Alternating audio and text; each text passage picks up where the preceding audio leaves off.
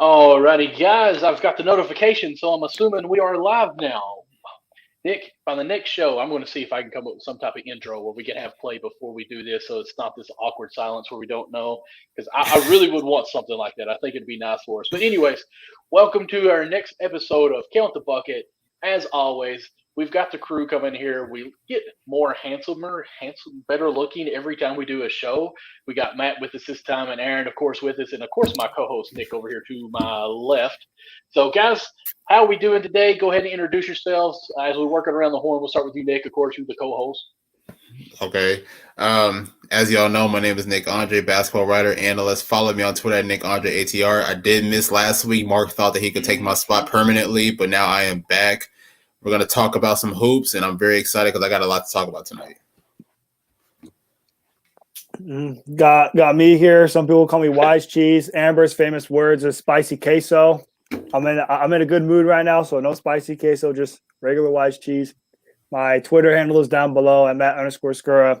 Check out my Instagram at Matt_Skura20. My Twitter as well down below. And check out my sports podcast, me and my great friend Caleb Conant do called MCS Real Sports Podcast. We talk all things NBA, NFL related, you name it. It's available everywhere. Apple Podcasts, Spotify, iHeartRadio, Anchor, you name it. It's available everywhere. I know this isn't basketball related, but I just wrote recently my first ever NFL article on the Unwrapped Sports website. If you'd like to check that out, by all means, go ahead and check it out. And as always, Michael and Nick, it is a pleasure to be on Count the Bucket. It's been a while since I've been on here, but I'm glad to be back on, and I'm just excited to talk hoops. I think the last time you were on, real quick before we get to Aaron, I think the last time you were on was when we had that heated LeBron debate. MJ LeBron debate, that's right. Wasn't much of a debate, but yeesh. That's spicy. What's up, everybody? I'm Aaron Wasington. Like Matt, it's been a while since I've been on Count the Bucket, but I'm glad to be back with you guys. Just talk some ball, have a good time. I host my own podcast, basketball podcast called Business Casual Basketball. I've had, just about everybody here on my pod before. Always a great time. So, I don't run it with Unwrapped anymore, but I'm still a part of the group. I'm still in the chat. So always happy to come on and just chat it up with you guys and, have a good time on the show and stuff. So I'm glad to be back. And of course, I am Michael Lawson. I usually have MD Lawson 00 here, but look, we got count. We couldn't do so we did Count Bucket USN. Thank you, Nick, for taking control of that and adding it to the Twitter world. So go check us out. Give us all the likes on there. And I will say this too, guys. I do see some views that's going on right now. We got some likes on Facebook, loving it. But if you try to chat with us on Twitter, we cannot see the comments. As you've seen earlier, let me bring this back up because it was great from CJ saying the four goats here. We can see comments on Facebook and on YouTube. CJ. If you want to go to YouTube, subscribe to our channel on YouTube, and it is Unwrapped Sports Network, where everything that we stream on any of our show platforms, all are channeled through there. So, with that being said, let's go ahead and jump into this. We may have another guy jump in here with us. Brandon was having some issues with his computer, but we wanted to get as many Heat fans together as possible, or myself, I wanted to get as many Heat fans because, Nick doesn't like to talk about them. But can we just go ahead and dive into this and talk about how hot the Heat are right now? And Aaron, I actually want to go with you first because you're down in the Florida area. I know, Nick, you live there too, but you actually like them, Aaron. You're in Georgia, really close to there. Let's hear what you're hearing from them. Michael, what I'm hearing, what I'm seeing, it's positive vibes right now. We unveiled our new City Edition jerseys tonight. Had a great time just, incorporating these new guys into the team. And I think all of them have been seamless fits. Kyle Lowry tonight with a triple-double. Jimmy's doing what he does. Bam is coming along nicely. PJ Tucker, the grit and grind that he brings to the team is just, invigorating. It's inspiring. And things are just gelling right now. So, 7-2, have some good wins, some legitimate teams like Milwaukee and Utah tonight. Tyler Hero is back, the boy wonder is doing his thing. So all around, it's just been, yes, sir. It's just been, a fun ride so far. So as a Heat fan, can ask for more. I think, there's an outside chance it could be a finals team. I think Miami's a dark horse finals team. If we go up against the Nets or someone like that, I think it's a good series. It could go either way. So through the first 9 games, it's been really great so far. So I'm just taking it all in, and I'm excited to see how the new pieces are kind of coalescing here so far. Oh, yeah. Nick, from an unbiased standpoint, how do you feel about the Nets? Because I know last time you said, no, maybe it was Mark from where he's all about Boston right now. That's actually where he lives up in there. He covers quite a bit of their games and everything. He was saying that they're actually looking like they are for real. But, Nick, how do you feel down there? Because you do live in Florida, right? I'm sure you hear that all the time, Heat. You can go back at our old episodes, and during the offseason, I had the Heat making it to the Eastern Conference Finals. So I have that much confidence in. I mean, I know people are, excited about Brooklyn and Milwaukee, but I was thinking, with the acquisition of Lowry and PJ Tucker, like, I don't know, it's like you can tell like players that are just built for that Miami culture. And those two guys, in my opinion, are just that, playing alongside guys like Jimmy Butler and the rest. So Kyle Lowry has started out this season pretty well. PJ Tucker bringing that grit and that grind, like Aaron has said, to this team. But I'm definitely impressed with Tyler Hero, because I feel like Hero definitely – I'm not going to say he had a bad year last year, but it wasn't up to his standard, especially, with how well he played in the bubble. So I'm glad to see him finally getting back to what he does and really being locked in and focused. So, throughout these first few games, or throughout these first 9-10 games of the season, Miami's played pretty well. I mean, they beat Brooklyn once. I know they beat Dallas the other night. They just beat Utah tonight. So they're getting some pretty solid wins early in the year, and we'll just see where they go from there. I was looking back at our predictions that we did in the East. You had them ranked 4th, but I do remember you saying I got them at 4, but I think that they can be in the conference final. So respect on that. And I can't remember where I had them. Can you tell me where I had them ranked? I mean, I know I just looked at it. I think you. Okay, so I think you had Atlanta and Miami swap. So I had Atlanta 3rd and Miami 4th, and I think you had Miami 3rd and Atlanta 4th. No. I believe. No. Was it not it? I have Nets, Heat, Bucks, Hawks. You have them too. Bucks, 2. Oh, wow. Okay. I love the confidence. Love it. Love the support. And it was just, like you said, Aaron, it's just this lineup. When you look at them, like everyone is, I mean, you got Butler, who will just give you everything he's got from the 2020 finals when he was drooped over the sideline there. And, I mean, you just see that he gave it all on the court. And you add in Tucker, who is almost the same way style. Like, he does not care. Like, I'm looking here on ESPN on the points here, and I think he's averaging 4 points a game. But he is still such a pivotal piece to this team. Wow, it's so many pieces, and they're weird to me, that everyone almost knows their role, and they're totally fine with their roles. Like, one day PJ can be in the corner shooting the threes, and that's what he needs to do to bring the defense out to him, and he's fine with doing that.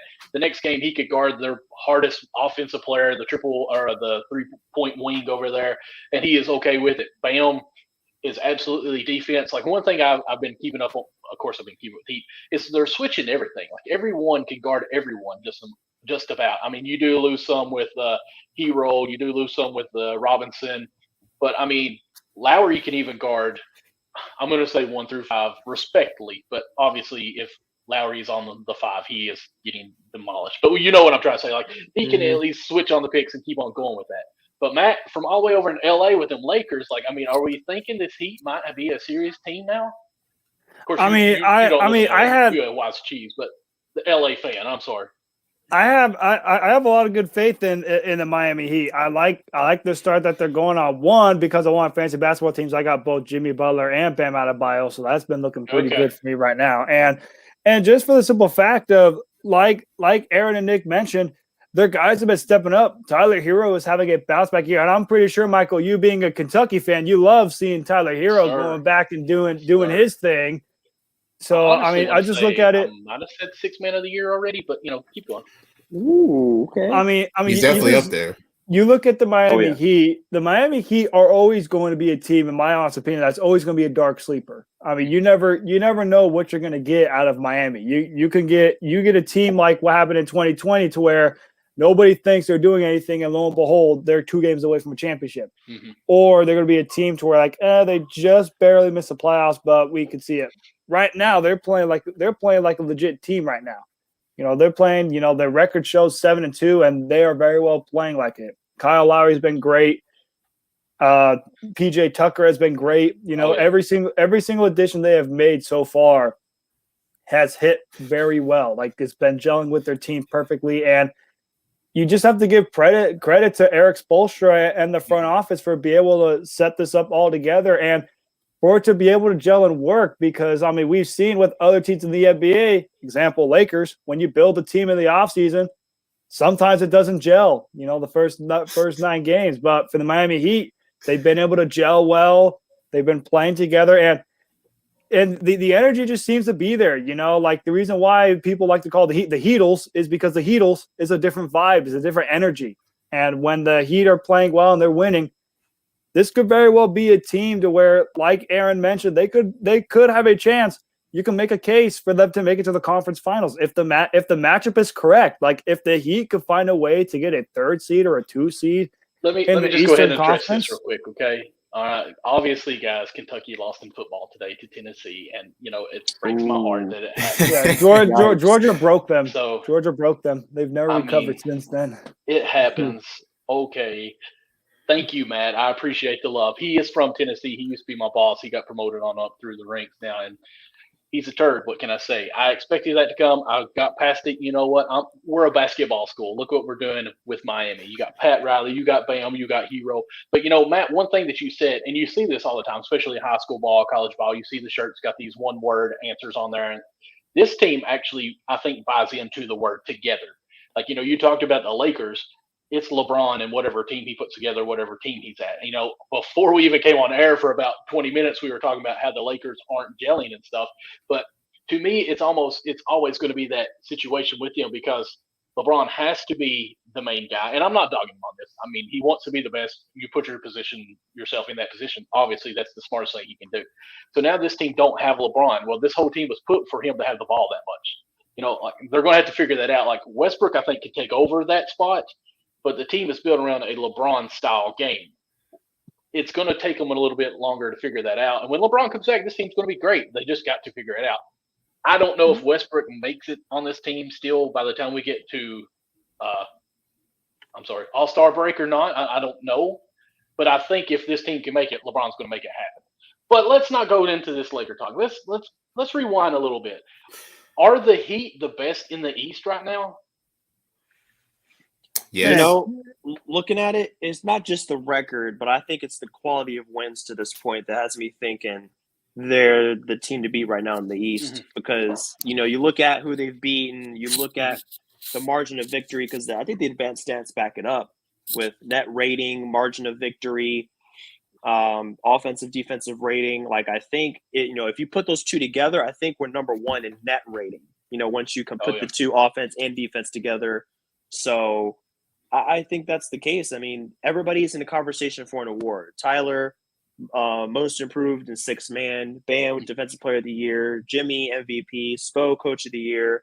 So I think across the board, they're just, they're at the top of the game right now. So I would say, yeah, until further notice. Things change quick, but as of today, course, I like it. As I said earlier, I guess it wasn't on air either, but Philly is on a 5-game win streak without the presence of Ben. Mm-hmm. So Philly looks like they're the second contender. We don't know what's going to go on there. Obviously, what he is doing is not breaking up the chemistry along the team. I almost wonder if Ben's chaos that's going on is helping the team. Like, okay, let's all gel together as self and forget Ben and keep on going because we don't need him. So I at first had the Bucks, I think, too. No, I had to think Nets. Are we even worried about the Nets right now? Because everyone, I'm sure, seen the play that James Harden did at half court where he almost kicked the ball. Going to be over and back, I guess, or backcourt violation, whatever you want to call it.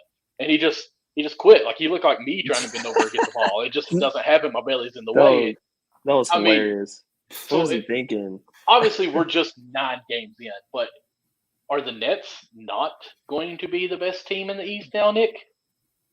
I'm not too concerned with the Nets, to be honest. I mean, you still got one of the greatest scorers. Yeah, well, yeah, but you still have one of the greatest scorers the NBA has seen in KD. Harden has been struggling. A lot of people will say that the rule change has played a part in that, but I feel like with Harden just being such a great player, being able to score or distribute, I feel like he's going to find a way to remain effective. So, and then also the rest of the guys like Patty Mills is giving him good minutes. I'm still not really impressed with the whole Aldridge Millsap thing, but I mean, but then again, it is what it is. But just looking at Brooklyn, whether they do have Kyrie, I mean, obviously when they have Kyrie, they're going to be a better team. But I feel like even just without him, through the course of this year, I feel like they'll still be up there as far as the best team in the East. Mm-hmm. What about you, Matt? Who are you thinking? And of course, we're 9 games in. We know everything's going to change within 10 games probably. But are the Nets still contenders in this? Like, can they be number one? I mean, contenders is a very strong word that probably shouldn't be used. Are they the top tier teams here in the East still?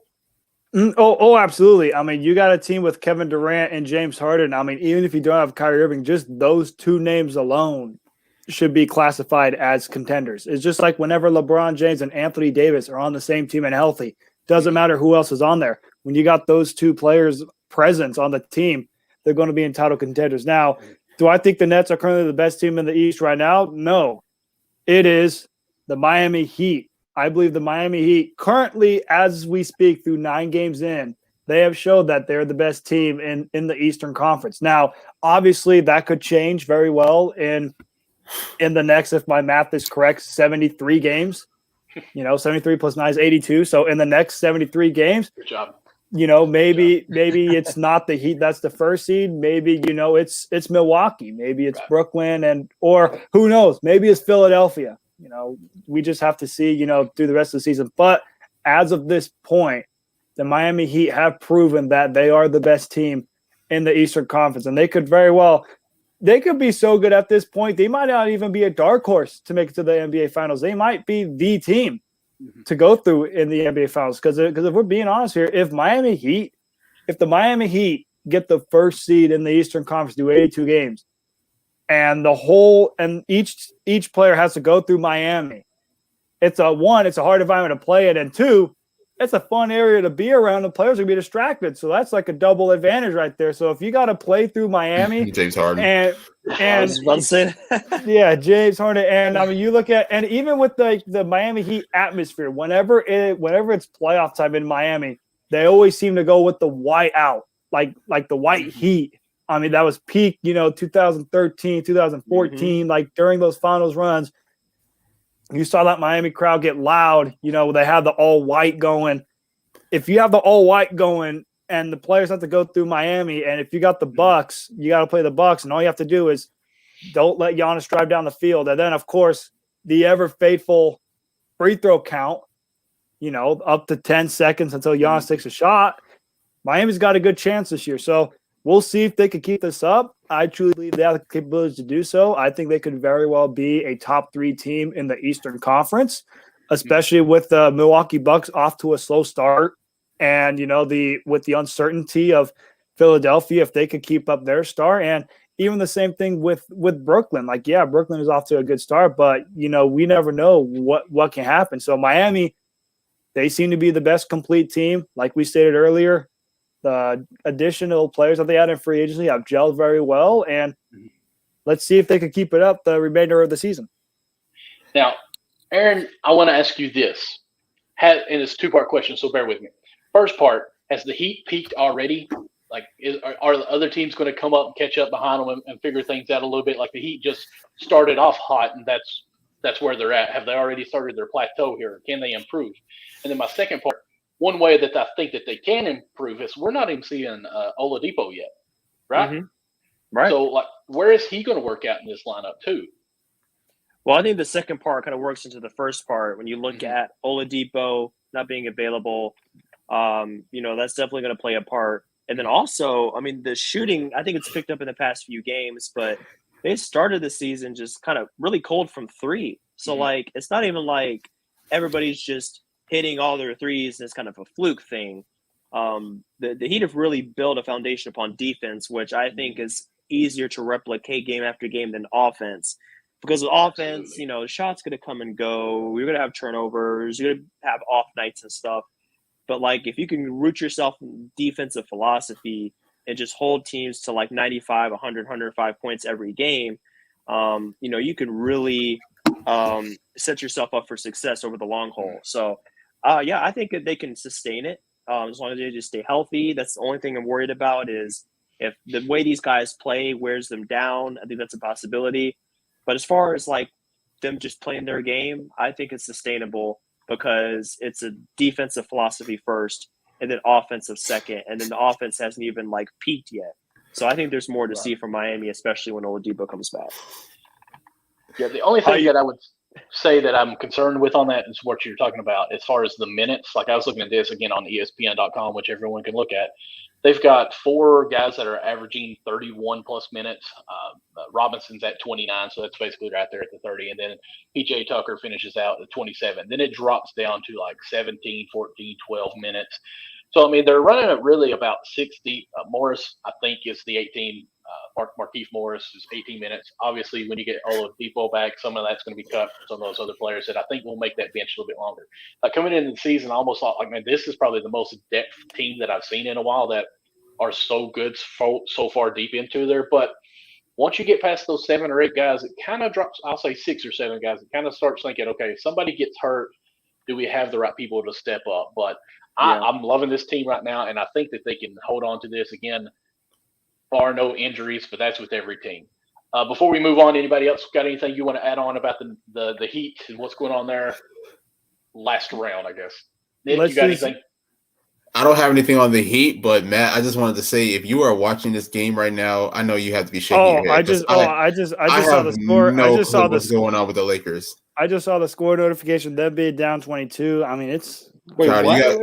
They're down 22 to Portland. They're down 36 to 4. They're down 36 to 14. This is what happens when LeBron doesn't play. It's the same story as last year for the Lakers. It's the same story. Whenever LeBron or AD goes down, the team goes down with it. I got the TV right in front of me. You got Rondo like pulling up transition threes, and here's my hater salt coming out. Here's my hater salt. I'm sorry. I'm going with the LeBron here. They're smoking on that Laker pack. This is always, though. It's if LeBron's out, it's always, they have to have LeBron. I'm sorry. if AD was out, they would need AD. We've seen that. Like, let's not just put it all on LeBron. Like, if Westbrook was out, this team would not be good too. I don't know about that. If LeBron and AD are healthy, Russ is out, I think we'll be okay. Okay, should have stayed. Oh yeah, for sure. Should have stayed with AD. If AD is not on this team is not a championship caliber team. We agree. Oh yeah, absolutely, absolutely. Okay. I definitely agree with that. I mean, you saw that last year in the playoffs when AD went down against Phoenix, the Lakers couldn't recover. Mm-hmm. Okay, now a more serious conversation. And I've just been kind of gathering it up. It's been about 2 or 3 days released. I know, Nick, you know more about what's going on with the Suns organization. I finally did find the article. I tell you, Nick wanted to talk about this. And, of course, as a basketball show, we need to address it and at least talk about it. It was hard for me to actually find the right article because so many people have put out their own, I'm going to say, opinions on it and just their styles with this. But as we all know, the Suns organization, their owner or majority owner, people were saying, has come out now, or not he has come out, but an article has come out that he's had a hard workforce area to work at. I'm sorry, I'm saying that wrong. There's been, I want to say, sexual harassment and, of course, some racial slurs that's been said on this.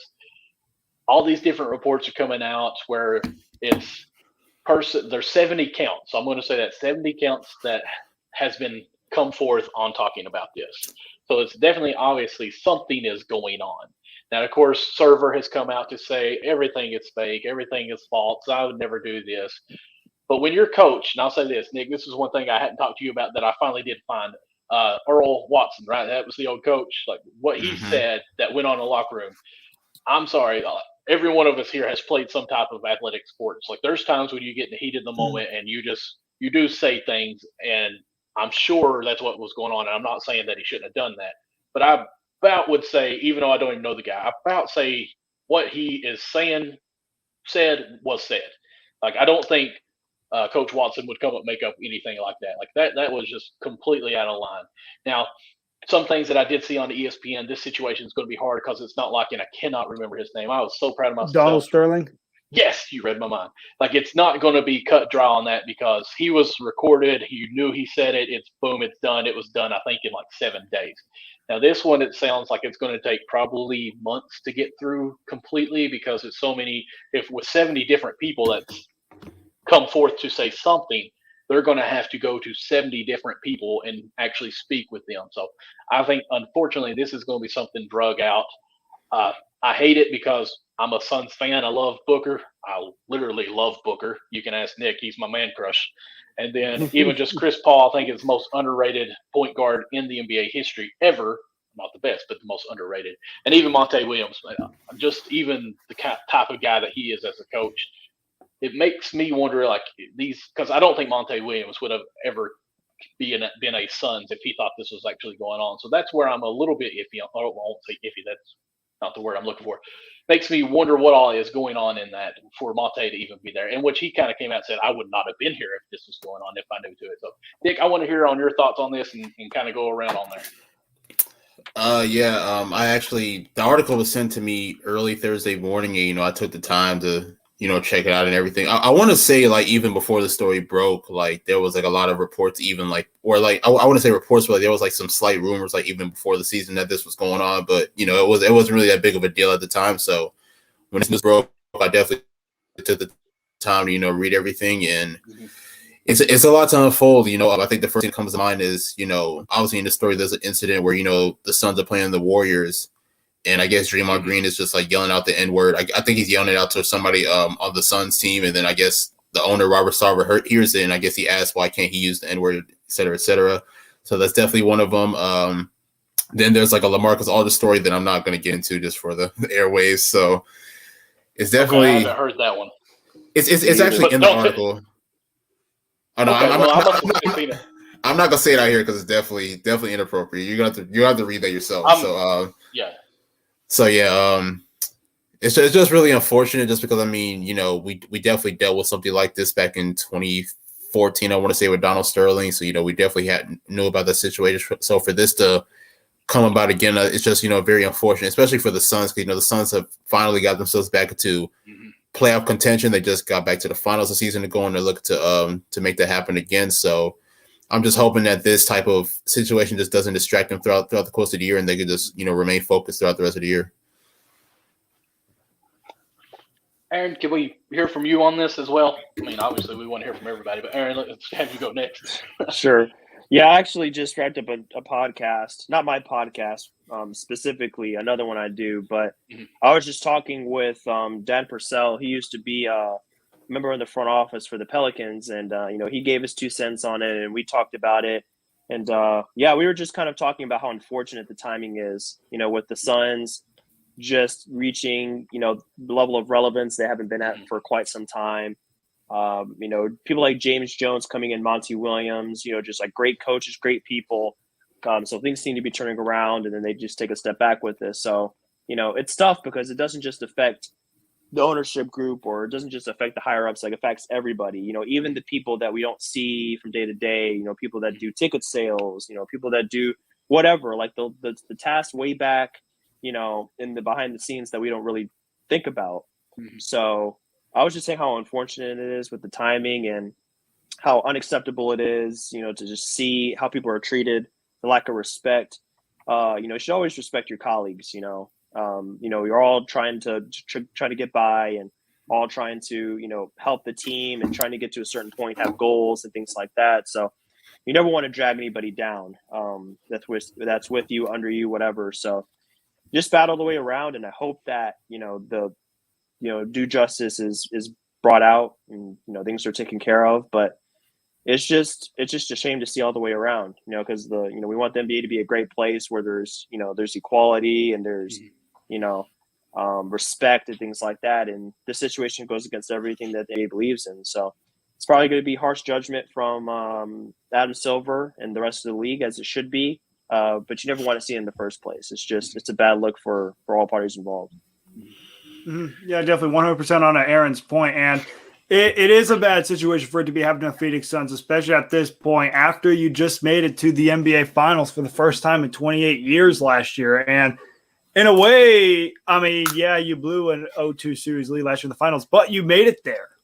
For the first time, things seem to be going up. Monty Williams seems to be finally clicking it together with the Suns. Took him about 2 years to bring them to the finals. And you look at even what James Jones has done as the general manager, of the front office and the Phoenix Suns, possibly the real MVP on why LeBron made it to all those consecutive final streaks was because of James Jones, for being honest here. all jokes aside. But, overall, I will say if the allegations are true and all the stuff that he said is true, justice has to be served and he has to suffer the same fate as Donald Sterling. But we have seen before to where all of it could be misused. It could be misinformed. Maybe instead of it being like 70 or so, it's only just a select couple of people. So obviously, yes, it is very different from Donald Sterling because we don't have any video evidence. So this will take time in a couple months. I would honestly say, I think the NBA would have a verdict on the situation.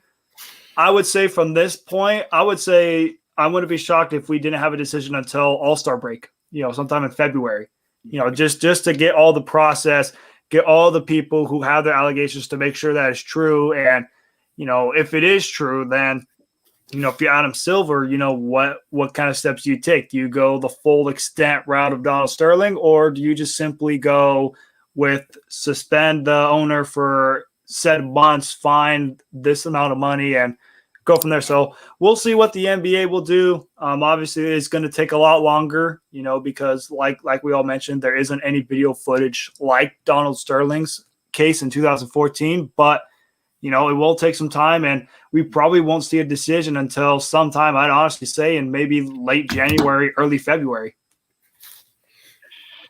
Well, you was about to say something, wasn't you, Nick? No, I'm good. You can go ahead. Okay. And I will say, if they actually make a decision in early February, I want this to be on the record, November 6th, that Wise Cheese predicted it correctly. If it does happen in early February. Okay. My thing on it is, and I hate to use the term because and this is what I actually think. I was texting Nick about it, and I kind of felt bad even saying it. It's the only thing that's wrong with this case is it's a lot of he said, she said stuff, and that's what's going to get in the way, like to take its time. And I hate to say the he said, she says because it sounds like I'm discrediting anyone. It's just what I'm meaning by that is it's everyone's reporting what they said. We don't have like written in stone this happened, But I definitely think once everything gets done, he has to sell his ownership. Like, I don't think it's going to be any suspensions. I don't think that's right at all. Oh yeah, for sure. If it comes out to where the stuff that he said is actually true, yes, he will have to sell whatever percent of ownership he has with the team. That has to go to somebody else. I think it's weird too. Like, okay, so let's say we fast forward and it's All-Star break and they made their decision. They say that he has to sell. Like, how do you do that? Like, does he make money on his bad mistakes? Like, that doesn't make any sense to me because, like, he's selling his. What it has to go through, it also has to go through an owner vote too.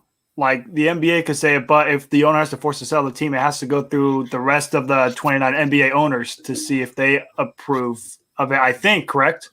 Well, I would assume that no matter what on this one, it wouldn't have to be approved because it needs to happen. Well, I know that's what I'm saying. Like the other owners would say yes, but they would have to reach a certain percentage of owners to say yes, he needs to sell the team for it to enact. Isn't that what they did with the Sterling situation? Yeah, I believe so. With Sterling, now I could be wrong on this, but I think with Sterling, all the NBA owners basically said, yeah, he pretty much has to go. Okay. At least I would think, especially with someone with that higher up, they don't just instantly get, moved on really quickly. Like there has to take steps and process. If he is guilty of it, yeah, you say that. And then it probably has to go through like what the other owners think. If they approve the same thing and if they probably reach a certain amount, then they will say, okay, you do have to sell your team. And then what it'll probably do is it'll probably go to like the next highest bidder. Then in my honest opinion, I think it's like a bidding sale on who wants the stake. And then you go in and see whoever wants in to see who gets that major ownership stake. Maybe we'll see the Kardashians with Kylie Jenner take part stake of the team. And then we'll just see Devin Booker be, doing his thing. I think it'll be LeBron. God, can you imagine if LeBron owns part of the team? Wow. Hey, LeBron tells Devin Booker, hey, yo, I own the team. Come to the Lakers, and then you'll get to Phoenix when you're done. You've been traded. I do think at some point LeBron will be ownership of a team. I think he'll Cleveland. Yeah, for sure. one thing I thought, and I thought this was interesting, I wouldn't have thought about it, but I watched it in a podcast. And I was trying to prepare myself so much, I watched like a 40-minute podcast on YouTube today. And it was just these three guys. One guy actually did work for Phoenix when he was in his early 20s for 4 or 5 years. And he said it was a horrible place to work, but he said it was a grind. Everyone's there to make money. He said, I just hated that job. Now I'm in the podcast. But what I didn't even think about was, okay, the things going on at the top with the ownership. There's other people that were around that heard something, has seen something, and what he talked about is, can you imagine if they dig deep enough, the cover-up of the other people who knew about things that was going on and either hid it or didn't even say anything, that he said that this could be a big trickle-down of a lot of people actually ended up losing their jobs on this. Because even at my work, we had this discussion the other day, like if with a new worker, that if you knew someone here was stealing and you told them not to steal, but you didn't move it up to management and take care of it, you would be fired too because you knew about it. So I mean, you look at this in this situation, what's going on here. If it's keeping hush, it's going to go to where somebody else might be losing some jobs too, and who knows? Like, I mean, this thing could actually be something that takes a long time before it's finally said and done. And then also, of course, we have now, and which we didn't say we were going to talk about this, but I at least want to bring it up, is what's going on in Portland too now. Like, this is going to be something that is going to be crazy too. Like, I haven't been able to look much into it yet, but I just know there's a situation going on in Portland now too. It's going to be crazy, and I want to say this. I'm going to take my moment here to say this. What it boils down to, guys, we need to love each other. Like, no matter what, it should be all love. Like, I don't care what the situation is of going on.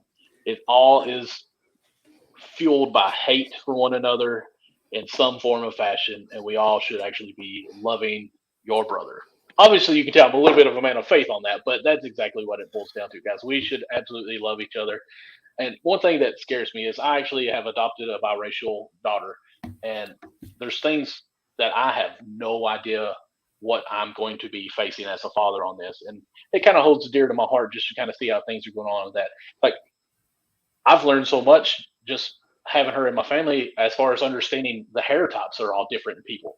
Like, I wash my hair every night, and we've had to go to special beauticians and stuff and get these products and figure out how to maintain her hair. And it's so much things that as individuals, if we don't open ourselves up to learn more about each other, then it's a world of one. I think, and it's a Christian song, it's a world population of one. It's kind of the lyric, and he goes and helps this homeless guy, and he's like, oh wow, there's a population of two now. We've got to broaden our eyes, open our eyes more, look at the world, and just give love as much as we can to everyone. And I'll end it on that part, guys. Sorry, I had to do it. Okay, go for it, man. Preach. Let them know. Preach. Oh, Preach. Don't say that now. Cool. TikTok. Hold up. Pastor Oh. Michael in the house. Oh, he's getting going. Holy Spirit would activate. Activate, yeah. But let's go ahead and transition back to the East with the Bucks. And I know Nick wanted to talk about them as far as, are they going to be able to repeat? Are we still thinking that they're contenders in this? Are they still one of the number one, number two teams? I know we said Heat's looking good, but with the Bucks losing PJ Tucker, who I think is very, very pivotal piece that they miss on this team, how are we feeling about them? Man, let's go in reverse, because Nick, I know, is ready to come on this one, but let's hear from you, and then we'll go Nick, and then we'll go to Aaron. Yeah, I look at this Milwaukee Bucks team, and I know we're only 9 games into it, but something seems to be off with the Milwaukee Bucks. And, whether that's them losing PJ Tucker in the offseason, which we've seen has been a huge loss. I mean, look at the impact he's made with Miami. I mean, he's turned the Miami Heat defense around to them being the Heatles and them being 7-2. I mean, you look at the Bucks, and one thing I will say to the Bucks' slow start is it's obviously a championship hangover. When you win a championship, and especially for the Milwaukee Bucks of that magnitude, your first championship in 50 years. I mean, we're talking since they had Kareem Abdul-Jabbar and Oscar Robertson back in 1971.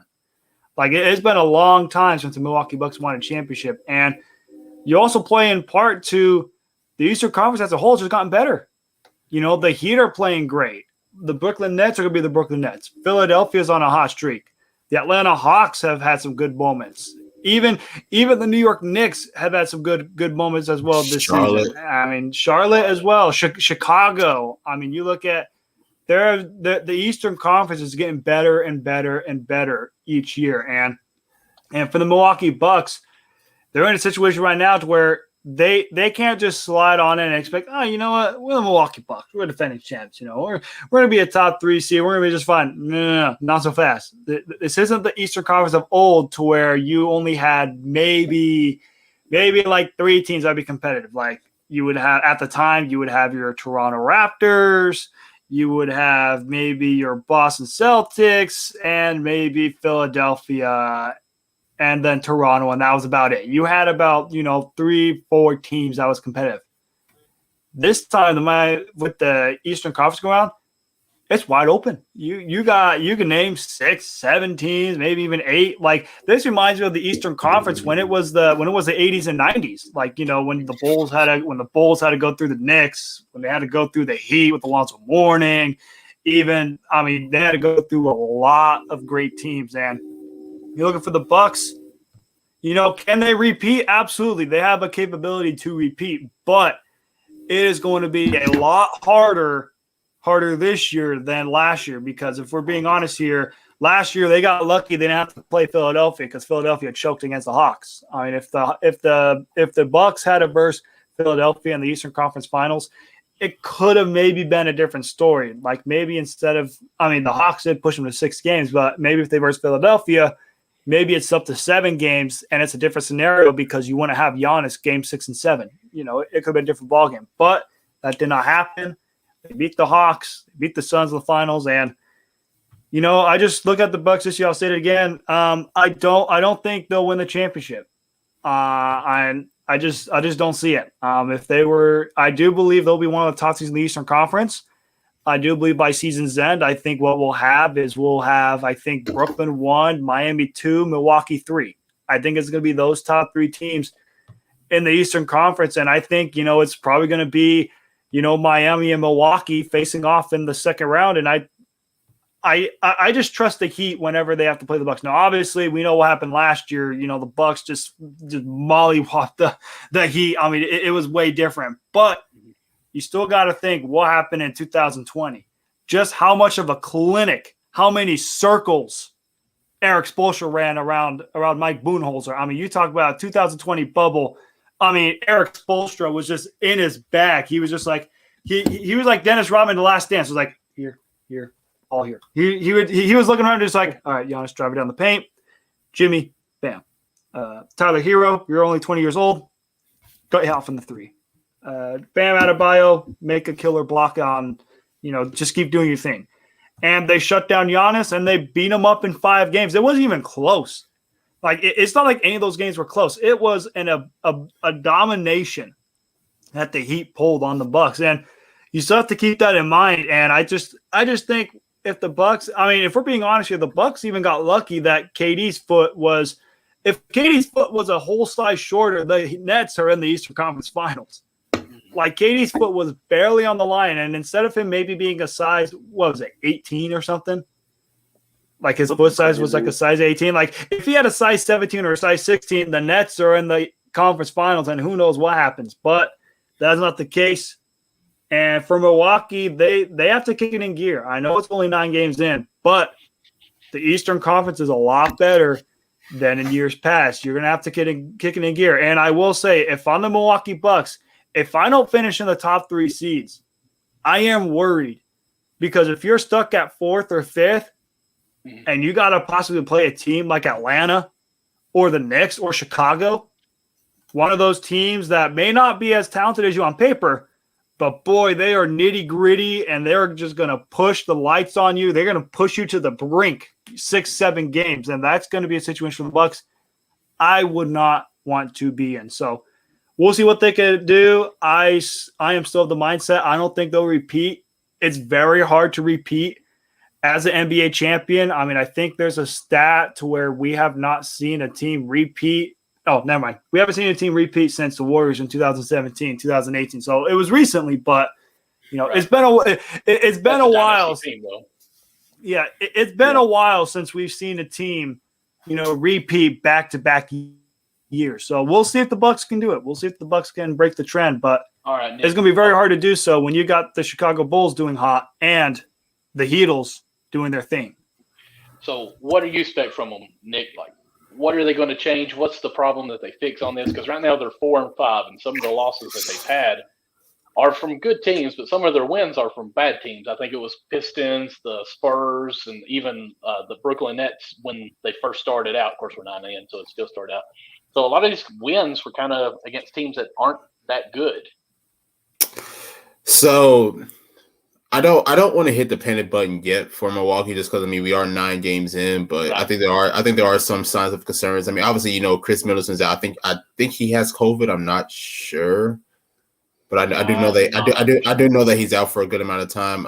Obviously, Brook Lopez is out. So without those two guys, Milwaukee has. Especially without Middleton, Milwaukee has struggled to find like the next guy offensively.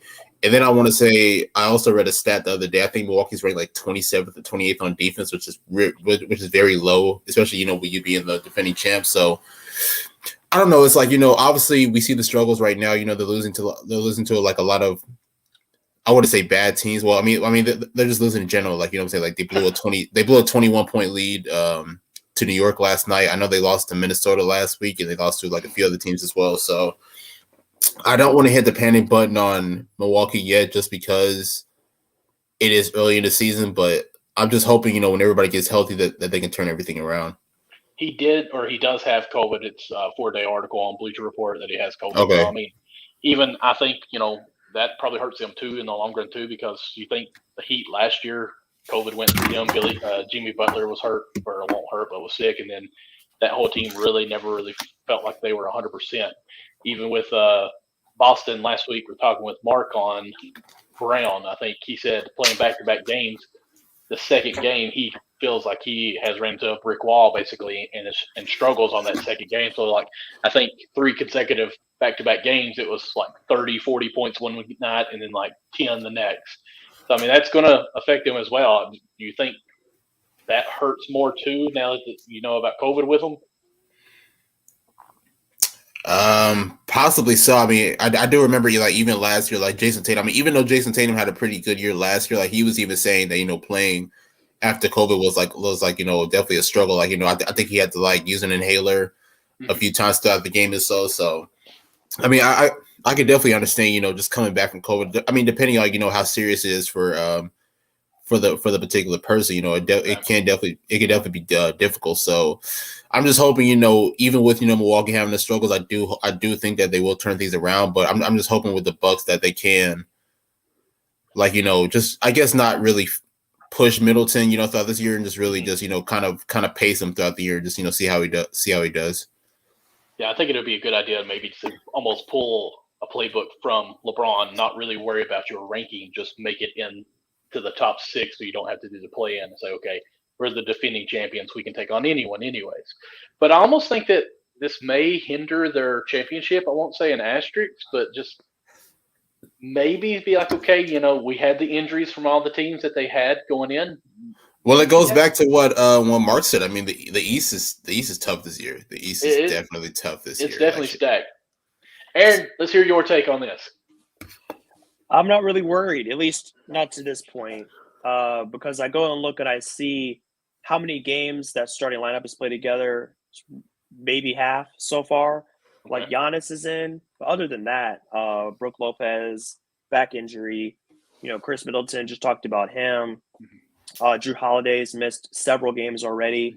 So, I'm not really concerned because that core that you would expect to be there when the games really count and you're making a playoff run, they haven't been present. So I think that, they're relying on Jordan Nwora, second-year player to come out there and play a big role, which, it's, not easy. George Hill, at age 35 or 36, wherever he's at now, to play a big role. That's not what he's in there to do. And then you go down the list and, guys that usually don't play a lot of minutes are soaking up a lot of minutes, and they're probably getting overwhelmed in some of these games. So they're 4-5 right now. As soon as they get everybody back, they can easily go on a 4 or 5 game winning streak, and then they're good to go again. So I wouldn't be too concerned about them unless they had their pieces back and then they were still struggling. That would be a different story. But I think they're still going to be a top 3 seed. I don't, see them dropping any lower than that with Giannis being an MVP level and that core being back, and then making, savvy signings like Grayson Allen to come in and be a good spot up shooter, and Jordan Nwora, making a leap, still gives them a little bit to work with. So that's kind of where I stand on them, and maybe not a championship again, because, as I think, Matt, you mentioned, repeating is not something you see very often, but at the very least, I would say they get back to like the second round and they secure like a top 3 or 4 seed. So I wouldn't press panic at all on them either, at least through 9 or 10 games so far. And I will say also before Nick goes, Aaron, would you be worried for the Bucks if they are not in the top 3, if they are in a possible 4 to 6 seed range? Would you still have any panic that they might not make it to round 2, or are you still the mindset of it doesn't matter where they're ranked 1 through 6, they're going to make it to the second round? I think they would still find their way to the second round. Like, I would still take them over Chicago and some of those like mid-tier Eastern Conference teams. I think Atlanta is a different story. That could be a little more kind of like up in the air, but Chicago or Charlotte or somebody like that, I would still take the Bucks, because that championship experience and the balance of that team, and Giannis just being a wrecker, because like you saw him in the playoffs, no one could stop this man. Like, he was just absolutely unstoppable. So if that Giannis shows up, they're easily a second round team, if not like a conference finals team. So even like in a 4th or 5th seed scenario, I think they would still be all right, at least to get out of the first round. Okay. I'm going to ask this, and all I want is a yes or a no, and we'll move on. If they don't make it out of the second round or make it to the second round in the playoffs, is Budenholzer fired? No. No. That championship at least bought him 2 extra years. Yes or a no, Matthew? Yes. No. All right. Well, I said no, and I explained my case. It was very quick. Okay. So I don't know if you guys have enjoyed my cup or not, but if you notice it says Unwrapped on it. You can actually go to teespring.com/store/unwrapped to find all of our merchandise that we have on there, from different shows that we have that air weekly and so on through there. I actually think, Aaron, is your shirt still on there? Your gear that you had on? I think my shirt is still on there. All right. Yeah. So if go check out Business Casual Basketball shirt. Go cop. Yeah. So go on out there, buy our shirts. I know we have a Backstop Banter shirt. Me and Aaron and Perry, we've been working on our new logo, so hopefully we can have a Count the Bucket logo on a shirt very soon. You mean Nick? What'd I say, Connie? You said Aaron. You said Aaron. Oh, I'm sorry. The disrespect, Michael. I'm sorry. Nice. I haven't been working with Aaron. He has his own logo on there on stuff. Nick, let me take that off. So my bad. Me and Nick has been working on it, and I actually think it looks pretty dope, don't you? I can't wait till we break it. Like it's pretty nice. Have we even decided which one we've gone through? So many of them. We've got about 4 or 5. I think we voted on that we actually like. Yeah. So me and Nick, I'm pretty sure we're the same on our votes. So I don't think anyone else's votes matter. So with that being said, speaking of how I struggle with names, let's talk about how Dame has struggled today. Nick, let's hear from you. Let's just go start on that. And of course, we're hearing about the Lakers and the game going on right now, which he probably isn't struggling since we're going to talk about it. So hang on, let me find this tweet real quick because I saw it this morning. Hopefully I can get to it. I tweet so much, so it's probably gonna take a minute. Ain't that the truth? Guys, did you all know that Nick has never kissed a girl? Whoa. Nick did not expose deserve his that man on unnecessary shot. He did not deserve that. Even if it is true, that's personal expose business. this man on the airwaves like that. Oh my god. That's something you got to keep eternally and say off the air. I don't think it's true because I messaged you privately instead of on the airwaves. There's this tweet that came through and it had 14, 15, 16, 17, all these questions, and I see Nick's on there and it said that it was number 14, have you ever kissed a girl? And he just quietly was just no, I'm too nervous or something. I'm like, hold up. Whoa! So I messaged Nick. I was like, Nick, Oh, man. have you never Nick- kissed a girl? He goes, Nick man, did, you can. Nick did not deserve that. That was No. that was an unnecessary shot that everybody's gonna hear this podcast. Like, man, dude. No. I mean, hey, who knows? He Who knows? instantly Maybe said, who "You knows? can't Maybe miss me." maybe that'll spark up his DMs, and maybe some girl will be like, Nick, I could There be we your go. first one for you. Maybe that could be the persuasion. He That could be the said spark that up. you can't take me serious on Twitter. So I think it was just a big joke, but I went there to be a wingman for him. So, Help I this did man tell out, him. Michael. I told him I kissed So- the girl and I liked it. that's a good one. So, I mean, let me just respond to that saying that, you know, my lady's in the other room right here. We've been together for almost 5 years, so Okay. I'll let y'all Boom. answer that yourselves. Okay. I'll let y'all answer that. So he kissed the girl But- and he's done with the rest of them. What? Oh man, what is it? I said he kissed the girl and he's done with the rest of them. Like 5 years, that's commitment right there. My wife and I, we dated for 3 years, and then we tied the knot. Not trying to throw anything out there on that, but 5 years, that's good commitment there. Definitely. But let's get back focused. Get back focused on this Okay. topic. Back to the test. I read a tweet earlier that says I was about to say Carmelo Anthony. Damian Lillard is shooting 21% from 3-point range this season. To me, it's not really obviously it is an issue, but I don't think that we should be panicking about it. You know, we all know that Dame is a sniper. We all know that, you know, when a game comes down the stretch, you know, who are you going to want the ball in the hands of? Obviously, that's Damian Lillard. So, obviously, you know, he's not shooting the ball well. And I'm even watching this game right here. He's not shooting the ball well here against the Lakers. But, obviously, I feel like, you know, Dame is going to figure it out. Dame is going to figure it out. You know what I'm saying? Like, he's a bona fide scorer. You know, 2 months from now, we're not even going to be thinking about this. I'm sure everybody's going to forget about it. You know, once he's able to find his rhythm, and, you know, he's dropping 40-point games, 50-point games, you know, whatever it takes to get the Blazers a win. So, you know, I get it. Like, you know what I'm saying? Like, we all know Dame to be that type of to be that sniper from beyond the arc. But, you know, I think with it just being so early in the season, I just feel like, you know, there's really no time to panic. Aaron, how about you? You know, when it comes to Dame, I mean, I think he's going to figure it out. You know, he's been through too much as a player. You know, he has a pedigree, a reputation of just being as committed to the game as anybody. You know, he's had some great quotes over the past few days. You know, he's embracing the adversity and the challenges. He loves a good challenge, and you know, I think he's going to rise to the occasion. He always does. You know, he doesn't always come out with a win in these games and playoff series, but like he always gives 110%. And the way he works and the way he's committed to this team, I think he will figure it out. Some people have said that it's kind of a holdover of like an abdominal injury that he had during the Olympics. So, you know, it could be something like that where he's not 100% right now. Mm-hmm. You know, but either way it goes, I think he'll be fine. If that is the case, though, I just hope that there's some way where he can get a little bit of rest or something and get that right. Maybe with CJ balling and that bench balling, you know, Anthony Simons and Nazir Little, you know, have been very good so far. Maybe they can kind of hold it down a little bit so he can get back to his 100%, because down the stretch, they're going to need 110% into the playoffs. Dame has got to be Dame Dollar, not Damian Lillard, Dame Dollar. There's a difference. So that's the version of that player they need for the playoffs, and hopefully he can be right for that. Right now, it's not a huge deal, but as we get to the trade deadline, the playoffs, he's got to be right. So that's the main priority for Portland right now.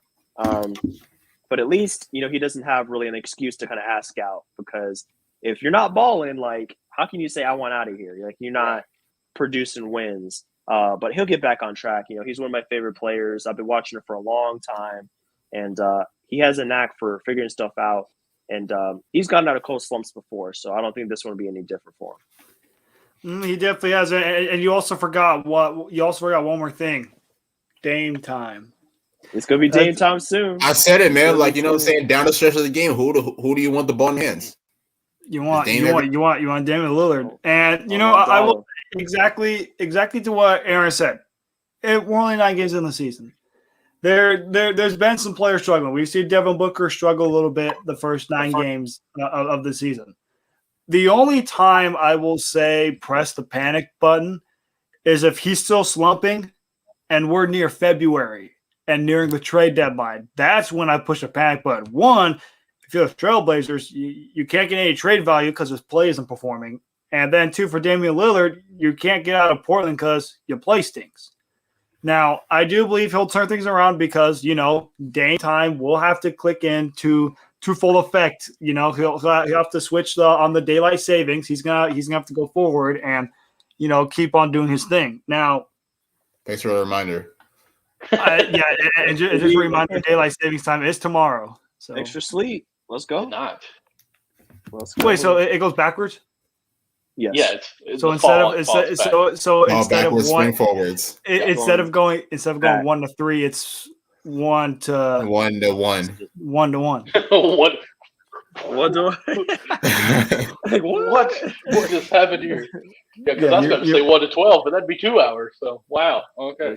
Yeah, 1 to 1. So just overall for Damian Lillard, there's no need to press the panic button yet. The only reason why it's being really insured because the Trailblazers are 4-5 and off to a slow start. Obviously, if the Trailblazers are the other way around, if they're 6-3 and Damian Lillard is struggling, it won't be as talked about just because the Blazers are doing good right now. But only for a simple fact of that they're 4-5, it's being enlightened. And then also with all the Damian Lillard stuff in the offseason, that too can play a key part of it. But I think he'll get his play into gear. I honestly think, in the next 2 to 4 weeks, his points per game will probably be up to almost 20 points. But I will say his 3-point percentage will have to step up. He cannot consistently be almost a 22% 3-point shooter. That's unacceptable, especially when throughout his career he's been in the mid to high 30s throughout his entire career. So he's going to need to get that up a little bit. But that'll take time because we're only 9 games in. So hopefully do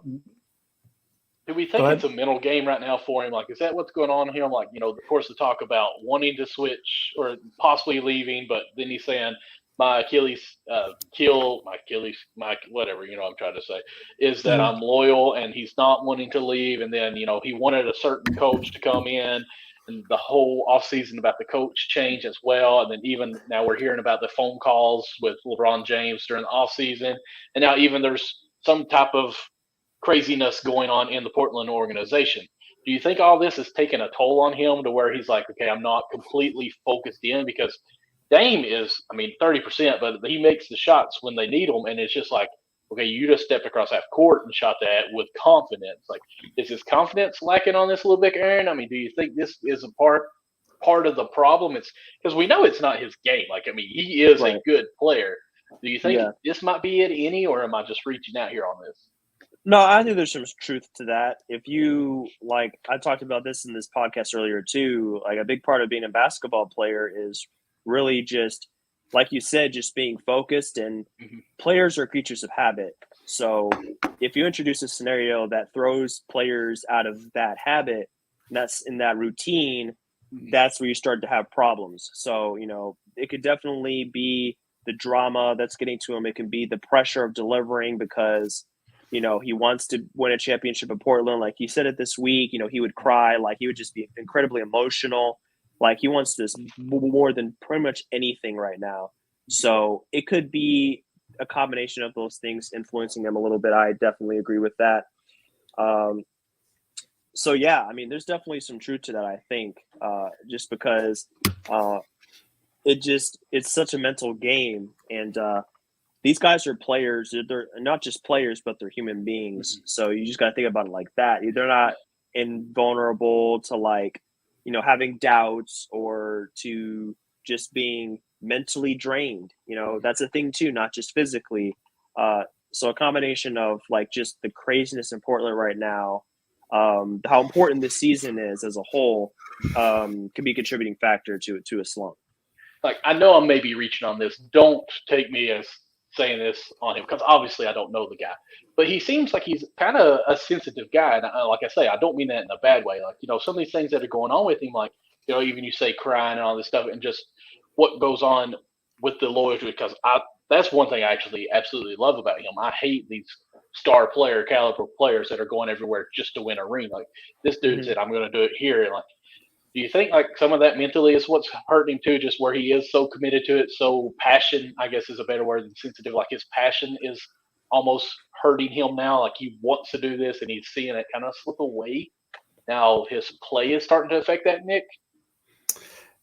I personally don't think so. I mean, okay. I'm not saying that, everything is like, not playing an effect on him, but I feel like, Dame's a professional. I think Dame knows how to lock in when it's time to lock in on the court and just really, and really get engaged to the game. I just feel like, his shooting slumps is just him just not making shots right now. So, and look, all shooters go through it. Steph Curry's gone through it. Clay's gone through it, even past players like Ray Allen, Reggie Miller. So, I think it's just one of Dame's slumps right now. I just feel like, as the course of the season goes on, he'll just have to figure it out. But, definitely, with everything going on in Portland, the coaching change and everything, I think it might play a slight role, but I feel like Dame knows how to adjust and just lock in when he needs to. Okay. So no one's worried about hitting any kind of panic button on Dame right now. No. I think we all agree with that. Yeah.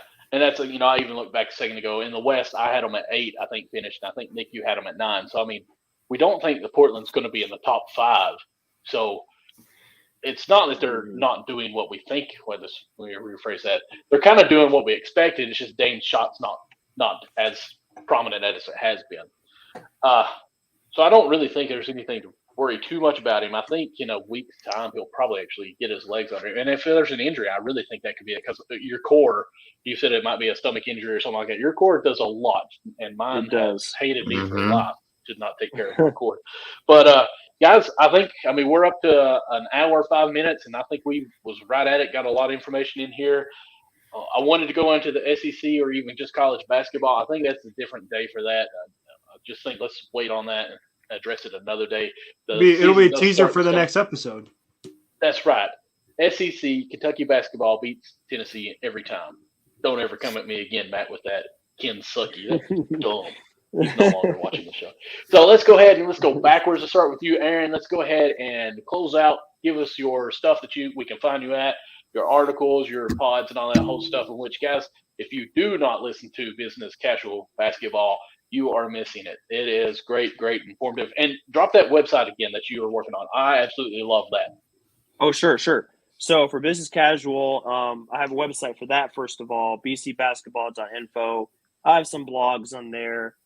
Free agent list, things like that. Keep my podcast on there. BC Basketball 2 is my Twitter handle and Instagram handle. I drop some content on there. Not as often as I should. Not super consistent with it, but from time to time I do pop up on there and post stuff, so check that out. And then Michael was referring to a project I've been a part of for a while called No Trade Clause. So it's actually a website that I've been working on with other people such as myself, other NBA enthusiasts, to build out basically a resource that allows fans, and we've had some front office personnel check it out. We've had some people in the league, some scouts and coaches check it out. We have things like cap sheets. So if you want to see all the salaries and the team salaries across the league, we have that. We drop some articles on there. I keep up with an NBA calendar, draft capital page. So if you want to see every draft pick that every team has in the whole league from now until 2028, we have that as well, and some other resources. So, we're really proud of the work we've done there. We have a podcast that goes alongside that, the NTC podcast. That's what I recorded earlier today. And, we're just trying to get it into the hands of as many people as we can, promoting it. It's been backed by, some pretty legit people. Some GMs have checked it out and thought it was a really good resource. So, we're just trying to bring it along, and hope you guys check it out and hope you enjoy it. And we're just trying to just keep it rolling and keep maintaining it as we get into the thick of another fun season. So hope you'll check it out. Awesome. Matt, let's go ahead with you. Once again, my Twitter handle is down below at Matt_Skura. Go check that out. Also, check out my Instagram at Matt_Skura20. Check out my sports podcast that me and my great friend Caleb Conant do called MCS Real Sports Podcast. We talk all things NBA and NFL related. You name it.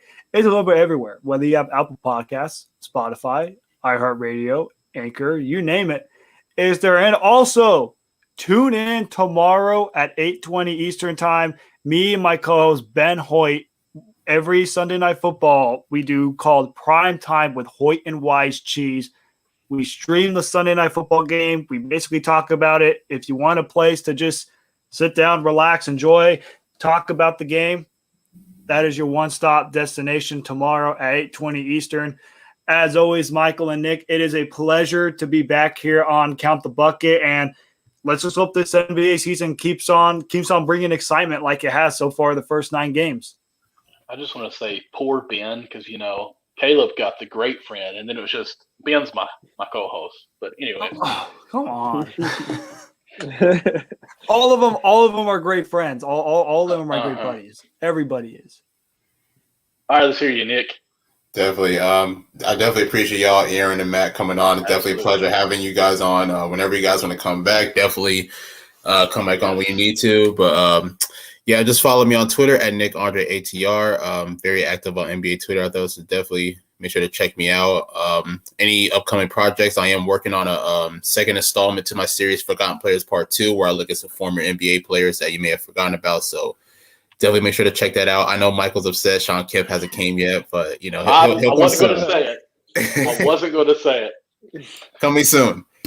Good. I actually thought, I'm still waiting on Sean. I'm not going to say a thing. I'm just going to go on, but okay. Guys, also, it's not MD Lawson this time. It's Count Bucket USN. Of course, that's Unwrapped Sports Network. Go follow us on Twitter. Mine is MD Lawson 00. That's Twitter, TikTok, Instagram, whatever. Also, I want to try to persuade you guys to go to our YouTube page, and that's Unwrapped Sports Network. Subscribe, get the notification on all that. Now, on my Facebook, Twitter, all that whole Instagram, you can actually go to my bio and check out my linked tree and check out all my stuff. But I do want to say this. On Thursday nights at 10 p.m., actually, I'm sorry, I lied. With the daylight saving time, we're going to move it to 9 o'clock now. Thursday at 9 p.m., we are actually doing our Backstop Banter show. That's me and my co-host, my great friend, Anthony Conover. We do Backstop Banter. Sorry, there we go. Other than that, everybody good? All again, good. Aaron. That's right. Again, Matthew, thank you all so much. Great content. I love having you guys on. It's always a pleasure. Us. Open seat, I guess I should say. Anytime you guys want to join, you guys are more than welcome. Appreciate you guys. Great time. Appreciate it. Everyone have a good night. You too, guys. You as well.